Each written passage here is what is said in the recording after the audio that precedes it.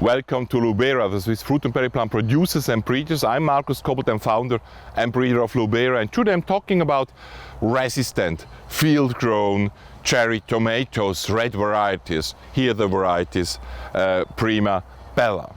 So in our field test here in Switzerland, we are testing resistant known varieties for their resistance. We are growing them outside without any protection, everything, it's raining. Of course we had a very wonderful summer this year without any rain, but since the middle of August and September it's raining and we have high humidity because we are here in the middle of our fruit trees and it's just coming no wind, and from 4 o'clock in the afternoon till 9 o'clock in the morning the leaves are wet, and so the infection pressure of Alternaria and Phytophthora, the most important diseases of tomatoes, is very high. Resistant varieties in tomatoes means mostly tolerant varieties. So it's not the case that they have nothing. This one is not 100% sane, but it's still growing here. It's going forward, it's growing away from their enemies.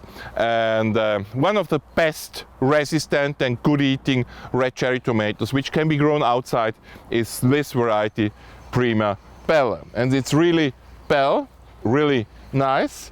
It's dark red, a nice size, and very good eating, very mild, and you would like to have them every evening on your plate.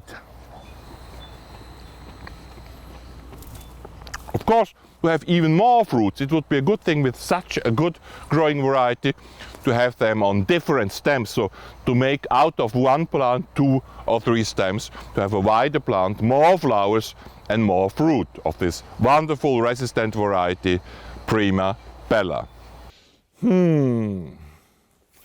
Where have all the flowers gone? I know where. Here you go to Lubera.co UK with all our breedings and thousands of more plants. Here you can subscribe to our YouTube channel, and now pick the flowers.